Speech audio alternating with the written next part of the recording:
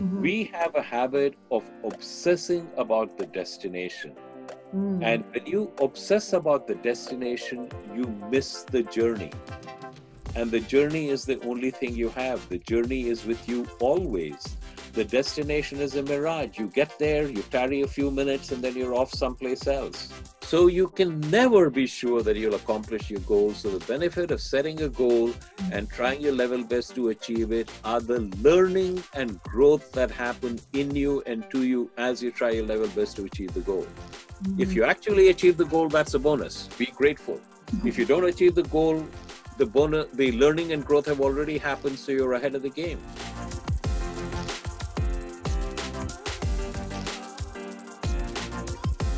So, hello everyone, this is Kristina Mand-Lakhiani, co-founder of Mindvalley. And now, today, this is my first episode of pre-recorded honest conversation, so bear with me, I hope it will work well. Unfortunately, I don't see your feedback, so I won't be able to react to how people react to what we are talking about, but I think we'll figure it out. So, I have an amazing guest today. I'm really honored and happy to have this guest with me today for my first installment of pre-recorded honest conversations. I promise they will still be honest and spontaneous. So my today's guest is actually one of our authors and speakers who has been on Mindvalley stage quite a few times and is one of our published authors, but that is not as important as the fact that he is probably my personal role model and teacher when it comes to happiness. And those who know me know that I started my career as an author in happiness. So I'm honored, excited, and a little bit nervous actually about this conversation. So my today's guest is Srikumar Rao. Hello, welcome. Hello, Kristina. My pleasure. And you're absolutely not nervous. I am a little bit because, you know, it's, I refer to you in my speeches actually, and I've learned a lot from you, but I want to ask one thing. Why happiness? Because I understand that you teach actually business students, people who are very pragmatic, skeptical, for whom happiness maybe is this fluffy little thing, unicorns and rainbows, and maybe irrelevant because, you know, we are, on one side, we all understand that happiness is important, but on the other side, a lot of people think like, yeah, it is important, but, you know, it's irrelevant. It's not as important as money or as business. How did you end up teaching that and talking about that? Well, before we do that, Kristina, let's talk about what happiness is and what do you understand by happiness. In the West, we talk about happiness in a very cavalier fashion, and we frequently confuse happiness with pleasure. So we talk in terms of, you know, I read a good book, I'm happy. Or I saw a wonderful movie and I'm happy. I went out for dinner with friends and it was great, so I'm happy. That's not what I'm really talking about. I'm talking about a profound sense of well-being, which you're completely anchored in. You know, the being radiantly alive, not alive, but radiantly alive, where you're bursting with the sense of wellness at being who you are, at doing what you do. And this sense of being okay is so strong that you could almost go down to your knees in involuntary gratitude at the tremendous good fortune that has been bestowed on you. I'm talking about being anchored in this feeling, this knowledge that you are okay, you have always been okay, and you always will be okay. Now, you are in the human condition, and as long as you're in the human condition, stuff will happen. There will be serious illness and death. There will be relationship problems. There will be financial setbacks. There will be career reverses. All of these are part of being in the human condition. And as and when these things occur, you will deal with them as appropriate, but you will deal with them from the space of I am okay, have always been okay, and will always be okay. There's a difference. That is the ideal, the model, if you will, that I would like on. I'm not talking about transitory pleasures, but I'm talking about this very deep underlying knowledge that you're anchored in. So So philosophically speaking, it is true right now to everyone. No matter where you are, philosophically speaking, we are all okay and we'll be okay. So what is there to learn then? Because a lot of people would say, you know, how can I even try to learn it? Or I don't know, train the muscle. This is not something to be learned, Kristina. This is something to be experienced. This is not something that you can intellectually, oh, you know, I know I can be happy anywhere. But is that your experience of life? And for most persons, it's not. Most persons, it's an experience of, oh my God, all of these things are happening to me, these terrible things. There's coronavirus and I'm locked in and I'm separated from my family and I want to travel and I can't travel. You know, my business is going down the tubes because the customers are staying away. And oh, it's a terrible situation. That's the experience that most people have. And I'm saying that you can change that. Yes, all of these things could be happening, but your experience could still be, it's a beautiful world in which all of this stuff is happening.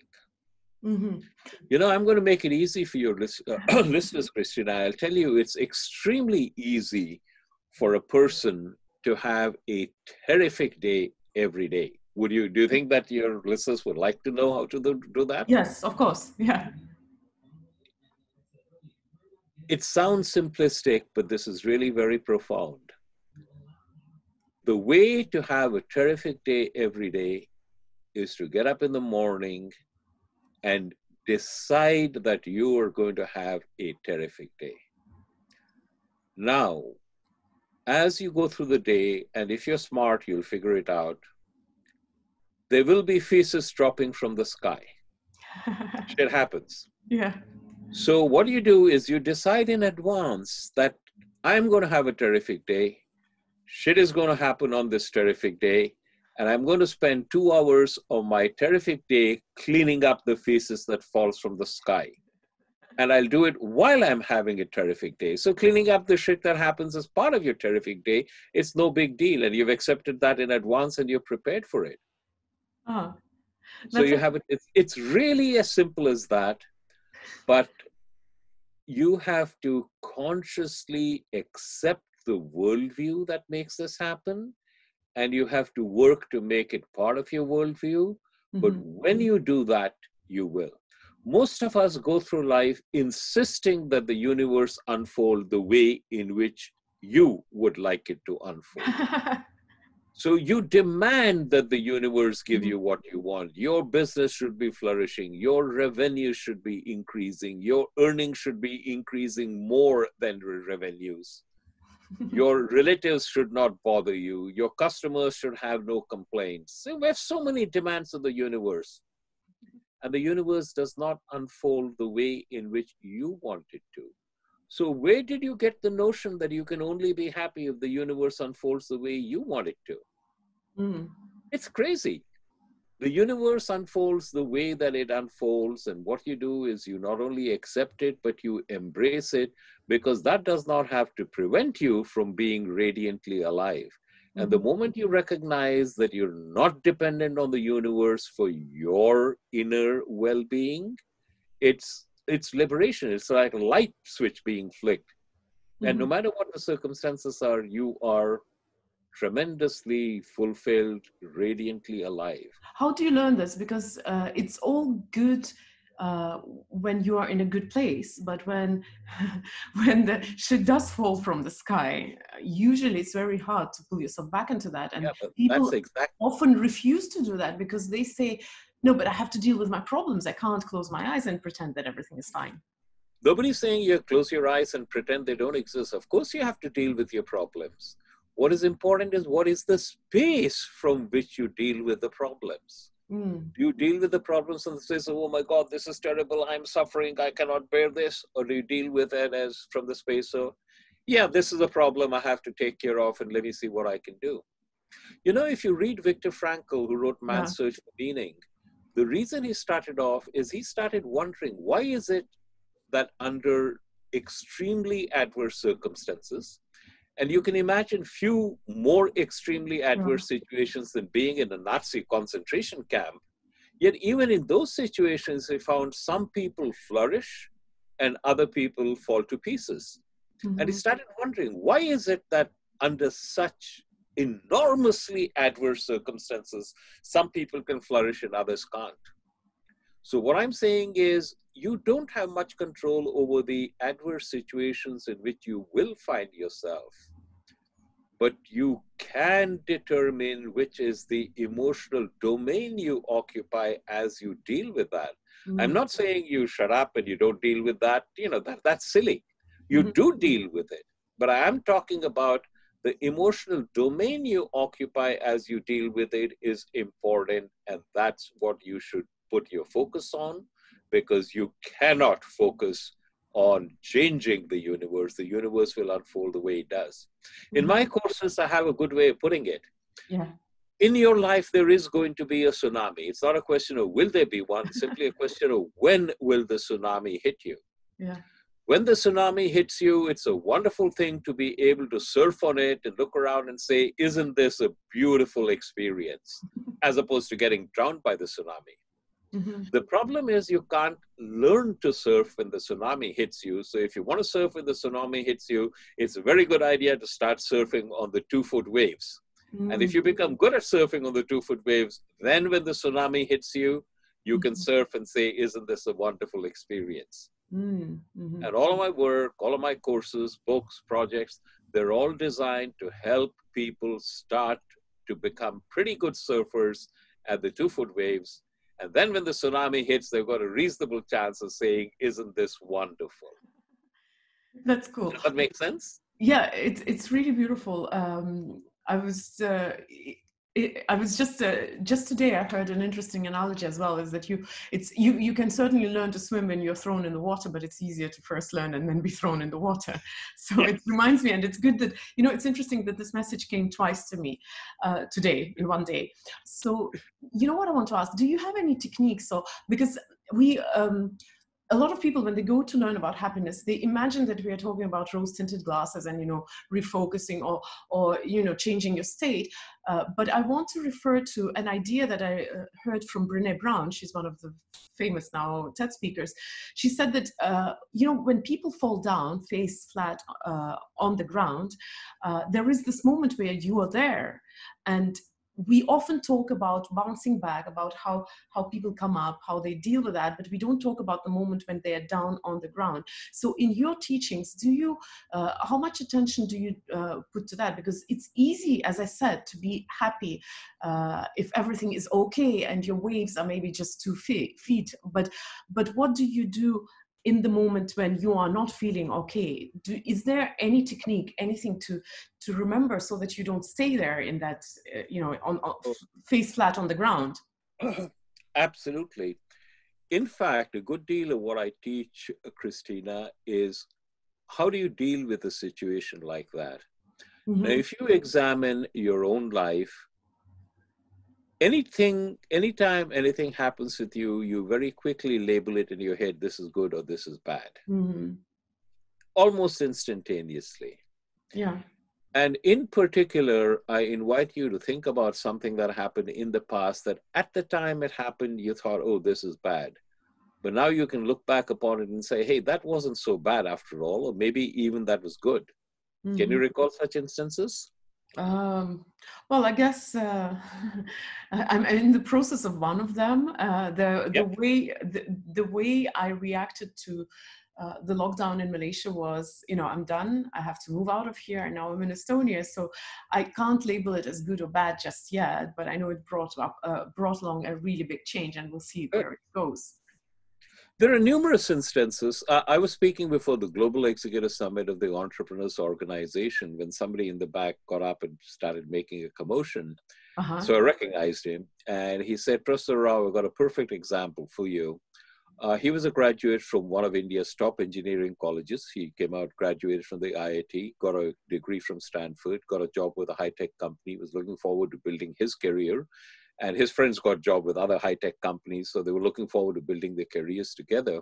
But he had an immigration problem, as a result of which he had to leave the country. And he was devastated.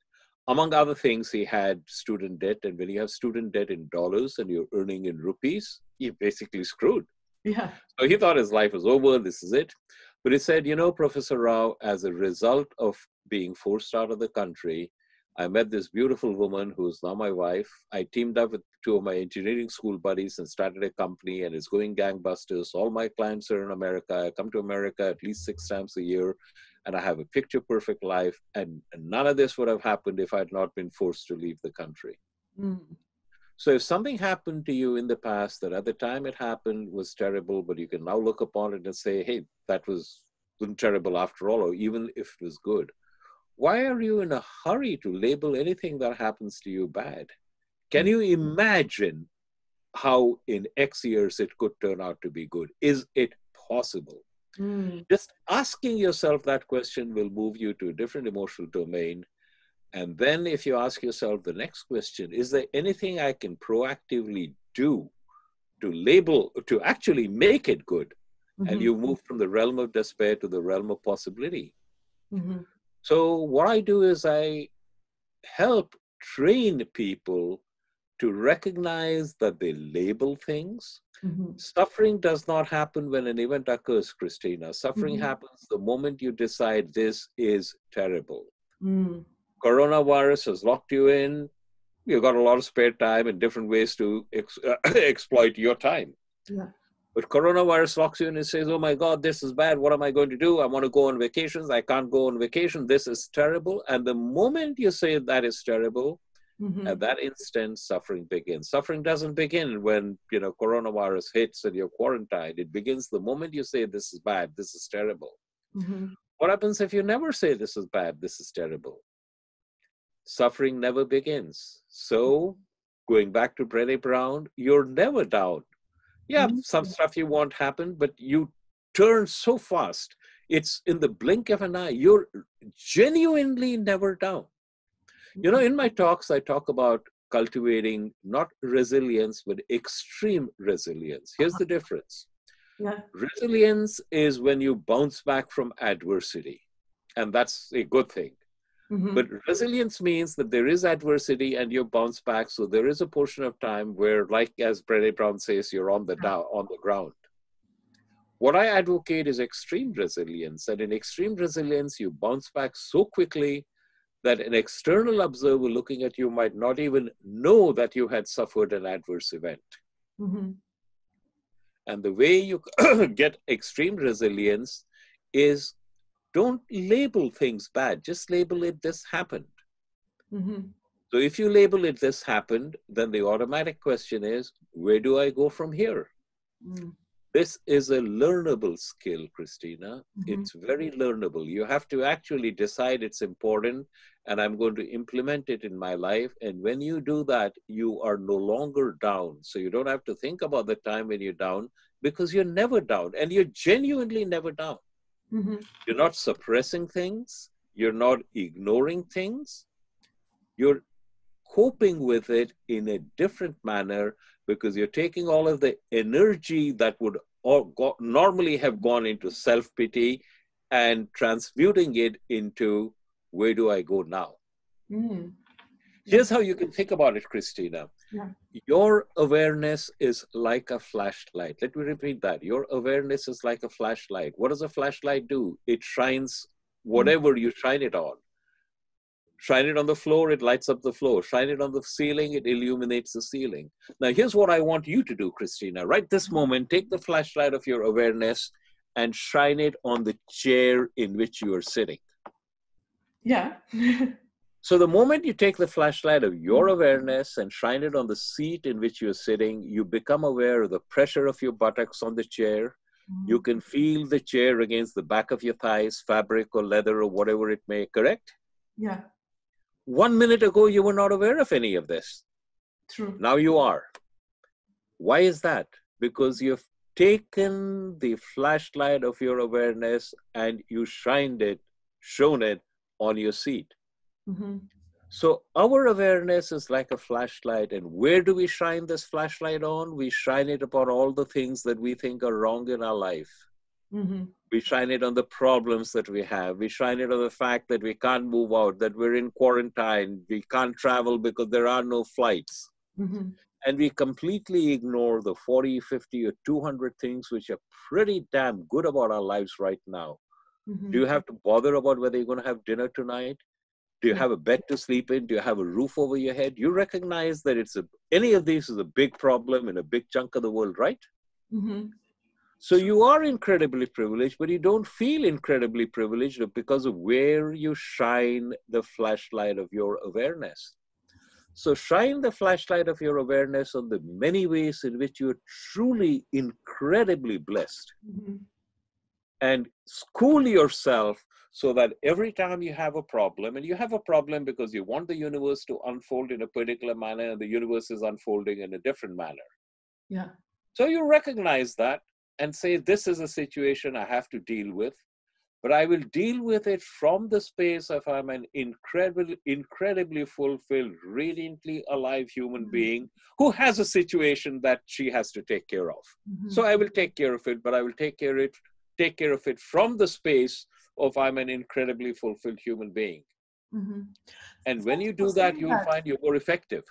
Thank you for saying that, because a lot of the people criticize, this whole idea of focusing on why you're blessed, exactly because of that. They say, but I want to look at what is wrong so that I can improve it. But I really like especially the closing of what you were saying, that, it matters from which space you're dealing with your Exactly. Yes. Mm-hmm. Of course, you look at things and say, this is how I would like things to be.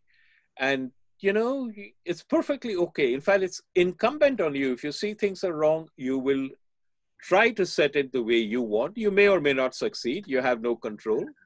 But the emotional domain, the space from which you do it, that is important. That is the focus of all of my classes, all of my projects, all of my coaching clients. That's what we work on. So we'll get back to that space. I want to ask another question, which has been on my mind since we started talking, because that's a little bit of a hard thing. So you say we should not expect the universe to unfold the way, or to unfold our life the way we want. And this whole idea of expectations, because I've heard this idea that expectations are a sure path to disappointment, that expectations are actually the reason why we feel unhappy. So how do you untrain yourself from having expectations? Because whether we like it or not, we have our hopes, we want things to be in a certain way, and then when it doesn't happen, of course it comes with disappointment. And the short answer is you can't. Expectations are another word for desires. Yeah. Okay, so, and we recognize that desires are the cause of all of our unhappiness. We want the world to be in a particular way, and we can't. Yeah. So we say, hey, let's give up desires. The short answer, Kristina, is you can't. You cannot give up desire. Let's say you're a smoker, and you say, I'm going to quit smoking. Yeah. You can't give up the desire for smoking. The best you can do is say, okay, I will not indulge the desire. I will not smoke. But the desire for smoking will be there. Somebody lights up and you say, I wish I could have a cigarette. You might restrain yourself from doing it, but the desire is there. Mm-hmm. So the short answer, Kristina, is you cannot give up desire. Desire has to give you up. This is really important, so pay attention. Mm-hmm. You cannot give up desire. You cannot give up expectations. Expectations, desires have to give you up. Oh, wow. And what you can do is systematically work so that you become an environment hostile to the desire. And one day the desire will say, I'm not happy being here, and it will leave. And then you'll never be bothered by that again. I need example. Okay. Yeah. There was someone, one of the persons who had a profound influence on me is an Indian sage called Ramana Maharshi. He was an enlightened being regarded by many. There's a wonderful book about him called A Search in Secret India, written by Paul Brunton. Mm-hmm. And an example is somebody came up to Ramana Maharshi, and he came from an Orthodox Brahmin family. And he said, Bhagwan, I'm very, very drawn to eating meat. Now, in an Orthodox Brahmin situation, you don't eat meat. That's a strict no-no, you know. Yeah.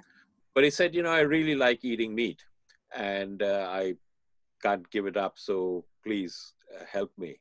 So Ramana said, there is no problem. Go ahead and eat meat. But every time before you eat meat, just think, I'm eating meat, and in the social situation which I'm in, this is supposed to be proscribed, and it's creating all kinds of problems with my social life and with my family. Just think about this is it, and just say, I wish I didn't have this desire to eat meat, and then go ahead and eat meat. And he said, oh boy, that's easy. I can do that. So he went out and he did it religiously. Every time he eat meat, he said, I wish I didn't have that. And about a year or so later, he came to Bhagwan and said, Bhagwan, one day the desire to eat meat left me. And I've never eaten meat since that. And I don't even desire it anymore. The desire just left me. Mm-hmm. That's pretty much the way it works, Kristina. You cannot give up desire. Desire has to give you up. Mm. What you can do is be aware of the fact that desire is dictating you. And as you think about that, and as you make yourself a hostile environment for the desire, one day the desire will simply go. So the hostile until then, environment, by all means, try to not indulge the desire, but don't be too upset if the desire doesn't leave you, because it's the nature of desire. And I'm the one who is the hostile environment for desire. You make yourself the hostile environment. And one of the things that you can do, by the way, is to become aware of it. Recognize, Kristina, that desire is nothing but mental chatter. Mental chatter telling you, I want this. If I want this, I will be happy. This is needed. I like this. I love this. My life will be better if this was there. That's all mental chatter. So you can step back and observe your mental chatter. And when you observe your mental chatter, it doesn't have much power over you. Our problems arise because we don't observe our mental chatter. We become our mental chatter. And when we become our mental chatter, it takes you to all kinds of places you don't want to go, and we become unhappy and miserable and so on. But if we're in a position where we're observing our mental chatter rather than becoming our mental chatter, it has no power over us at all. Is there any exercise or any technique to implement when you are being carried away by your mental chatter? Oh, absolutely. In fact, the foundation exercise in my programs is the mental chatter exercise. And I'll be very happy to share it with you, share it with your readers. It's a very powerful exercise. And this is not an exercise you do for a day or a week. This is a rest of your life exercise. But if someone sincerely does it within a short time, within a month, you will notice a tremendous improvement in your life. I'll be happy to share that with you. Can we do it now, or is it something? Absolutely. Okay, yes, absolutely. Yeah. So here's what happens. Spend all your time observing your mental chatter. Even now, as we are speaking, there is mental chatter going on in your head. Is what he is saying true? Does it jibe with my experience? Will others be able to understand? All of that is mental chatter. You can step back and you can be, Kristina, some entity which is observing all of these thoughts rather than being identified with that. That's known as being the witness. And I advocate anchoring yourself in the witness. Remember earlier when I talked about you are okay, have always been okay, always will be okay. That's because you're anchored in the witness and seeing all of this stuff happening to this particular body, but you're not identifying with that. So mental chatter requires you being anchored in the witness, observing all of the stuff that's happening, and describe it impartially. Imagine that it's an invisible entity hanging over your head and in a completely neutral, non-judgmental tone, observing what is happening. Kristina is talking to Srikumar. Kristina is skeptical about what Srikumar is saying. Kristina is wondering how her audience, whatever the thoughts is, it's simply neutrally recording it. It's not passing judgment. It's not condemning. It's not praising. It's simply observing. With practice, you will be able to recognize the witness. With practice, it will be possible to anchor yourself in the witness. And as you do that, the ability of these thoughts to drag you to places you don't want to go vanishes. Kristina doesn't want to smoke. Kristina saw someone light up and she really, really, really wants a cigarette. And, you know, you're observing Kristina wanting to have a cigarette and noting it. Kristina is reaching for the cigarette. Kristina just remembers she's given up smoking, so she's pulling her hand back from the cigarette. Mm-hmm. Kristina says, what the hell, one cigarette won't hurt. So Kristina reaches for the cigarette. She lights it up. She takes a puff. Kristina is disgusted with herself for breaking down. Mm-hmm. So simply have all of that recorded. So, And the more you're the observer, the more you find that desires don't like you. And one fine day they up and leave, and then all of a sudden you're not bothered by it anymore. mm-hmm. So I actually, rather than thinking something, oh, I feel this and that, I repeat it as if it's someone else, Kristina. Exactly. So I talk to myself in the third. In the third person, exactly correct. Mm-hmm. And when do you do that? Exactly correct. Do you do it the whole day, or do you do it in the moments You when do it whenever and wherever you can. And don't say do it for the whole day, because this is a simple exercise. It's extremely difficult. Mm-hmm. And normally you start becoming the witness and you lose the witness in seconds, sometimes in minutes. Mm-hmm. Every time you lose your witness, come back to it. Gently, don't blame yourself. Just come back to it gently. And as you start doing it, you will find you get more and more practice. Let me give you an example. Mm-hmm. This is my smartphone. Mm-hmm. These are the alarm settings. Ooh, interesting. See how many there are. Yeah. Okay. I just set them up at random. Uh-huh. And every time it beeps, it's a immediate trigger to me to observe your mental chatter. Don't become your mental chatter. Mm-hmm. And I used to do that all the, I set up 20, 25 times at random. And every time it beeps, I'd become aware of my mental chatter rather than be carried away by my mental chatter. If you start doing it long enough, you will be spending more time on the witness side rather than on the mental chatter side. That's how you start getting a handle on your desires and expectations. So do you still do that because you have all those alarm clocks? I've been doing it for a long time. So I have set up my alarm clock, so I do it, but I do it much more sporadically now because I've trained myself that anytime I'm getting caught off or anytime I'm feeling overwhelmed, I immediately become a witness as opposed to being my mental chatter. Mm-hmm. I probably should be doing it more. So, you know, now that we've had this honest conversation, I'll go back and try and actually do it formally. But I was doing it all the time early on, or in my earlier phase of life. Mm-hmm. I think it's really interesting how we have to go back to the same practices over and over again. Yes. I think it's like with brushing teeth. No matter how much you brush them, you still have to keep brushing. You have to still do it. That is exactly true. Remember what I said? This is a rest of your life exercise. It's not a 1 day or a 1 week exercise. But in a relatively short period of time, certainly within a month, if you do this exercise, you will notice a huge, huge, huge difference in how you experience your life. Mm-hmm. A massive difference. I wanted to go back to some thought, which now I have unfortunately forgotten because we went into that exercise, and I guess Kristina's brain has taken her in a different direction. So we were talking about situations and expectations, and you know, life throws things at us that we not necessarily want to have. What to do if you feel in a way you don't like to feel? Because you can observe, but you can still be uncomfortable with your feelings, let's say. And I'm talking about something maybe very very destructive to people, like be it shame or fear, or, because this is something which a lot of the people have felt over the past few months. You can observe them, you can be a witness, but how do you work with that kind of things?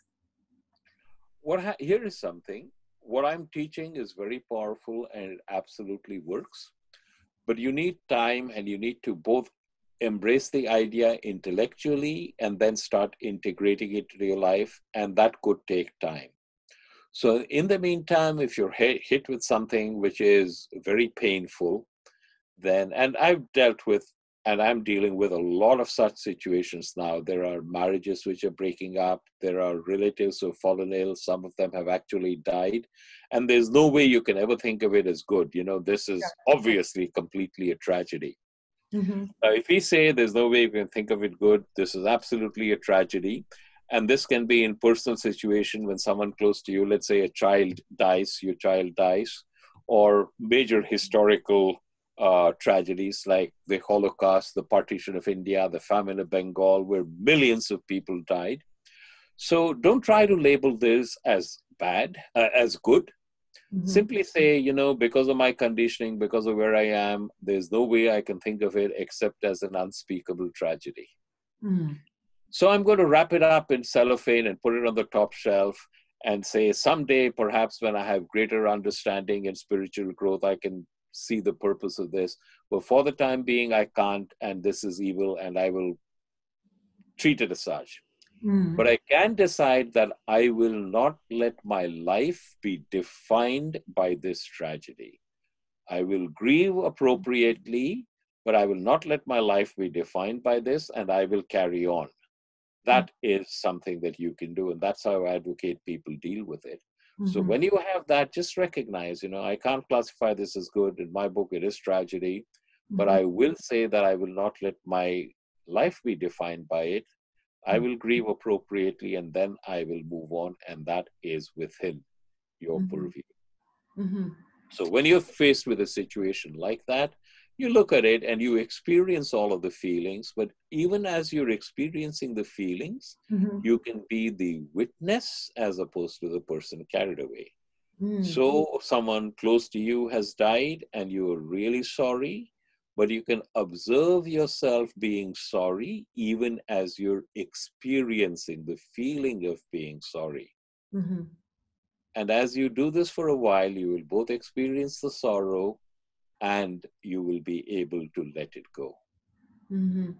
I think letting go and moving on are actually some of the most important, but also the toughest skills, because as I keep saying, in theory, it's understandable, but when it comes to practice, we get carried away, we get drowned in the tsunami, not riding it. Completely, that's true. That's because we haven't experienced or learned to surf on the 2-foot waves. When you haven't learned to surf on the 2-foot waves, the tsunami will inevitably drown you. But if you have learned to surf on the 2-foot wave, there's a good chance that you'll be able to surf the tsunami. And the 2-foot waves is everything that happens to our life. Everyday life, yes. It's I really like talking to you because you make me you make me feel so much more at peace with things. So but I keep going back to unpleasant things, because I think that's the true art of being happy is when you can be happy through the hard times. That's why I keep going back and trying to figure out how do you deal with that. So are there any daily rituals or practices that you do to keep yourself in a good state to deal with whatever life throws at you? And what is the good state? Can you define what are we aspiring for? Once again, Kristina, I'd like to stress that aspiring for it is really not a good way to define it. Because aspiring for it means there's something out there that I think is desirable and I have to go out and get it. It's not there. And I'm saying that this state that I'm talking about is yours. You don't have to acquire it. You just have to recognize it. And one of the ways in which you recognize it is by being mindful of what you're doing at any given instant. We have a habit of obsessing about the destination. And when you obsess about the destination, you miss the journey. And the journey is the only thing you have. The journey is with you always. The destination is a mirage. You get there, you tarry a few minutes, and then you're off someplace else. The journey is the only thing you have, and the journey is with you always. And when you obsess about the destination, you miss the journey. You know, people say, I want to climb Mount Everest. How much time do you spend on top of Mount Everest? A few minutes to a half hour max. You get up there, your buddy takes a picture of you, your buddy gets up there, you take a picture of him, and then you're on your way down and you hope you don't get killed in an avalanche. Yeah. So if you're going to climb Mount Everest, you better enjoy the weeks and months of acclimatization on base camp 1, base camp 2, and so on, correct? Works the same way in life.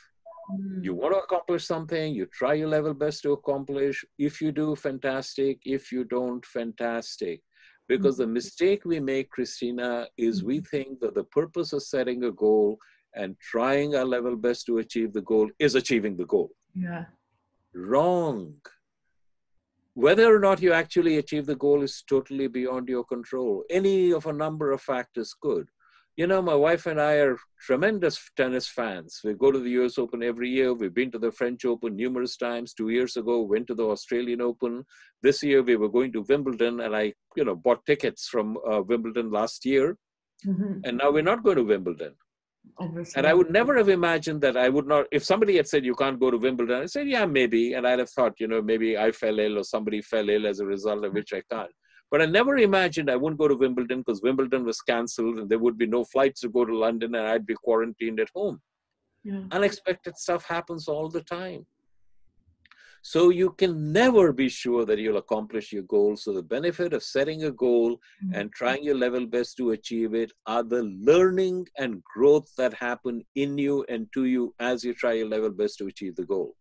If you actually achieve the goal, that's a bonus. Be grateful. If you don't achieve the goal, the learning and growth have already happened, so you're ahead of the game. So a practical tip, and this is a hugely powerful tip, it works in personal situations, in professional situations, is invest in the process, do not invest in the outcome. Whatever you're doing, do it. Anytime you dislike something because your mental chatter is going, why do I have to do this? I don't really want to do this. It is very, very painful. I'd rather be doing something else. I wish I didn't have to do it. It's all your mental chatter. But if you can recognize it and instead of doing that, you focus on what it is that you're doing, you will find that you are more at ease and whatever you need to get done happens.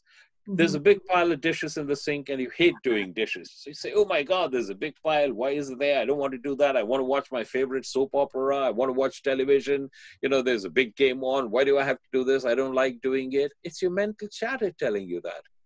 But you become the witness and you observe the mental chatter and then you just start washing the dishes and you feel the soap on your skin or your gloves and you start the warmth of the water and you start cleaning the dishes. And then all of a sudden you find it's not that distasteful after all, or even pleasant. So let me leave your listeners with a very profound statement. The purpose of washing dishes is not to get them clean.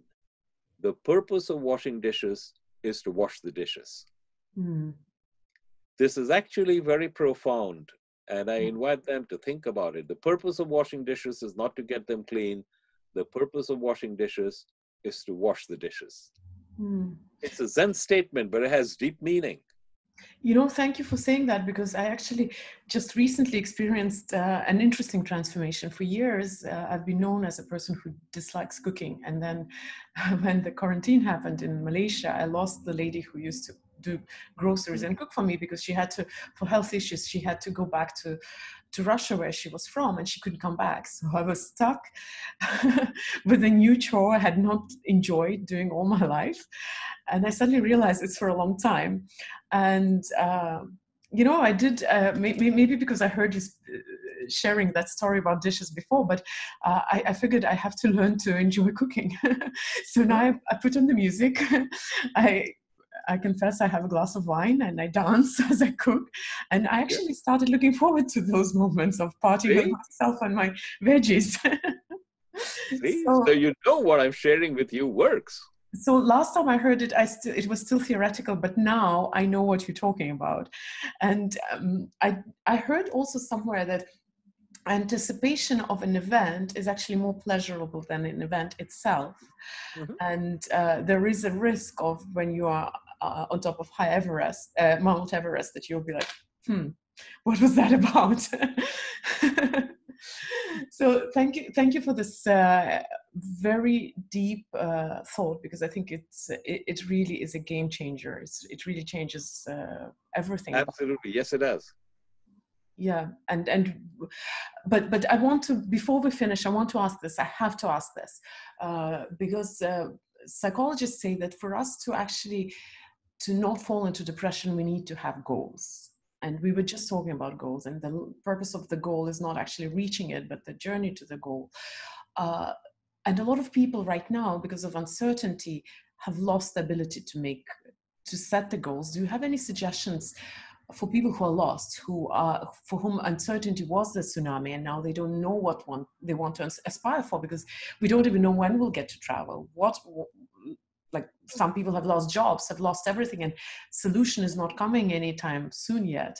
So do you have any suggestions for people who are lost, how to find this this desire for living, this desire to dream? You know, people unlearn even the simple thing, I don't know what to want, I don't know what to dream about.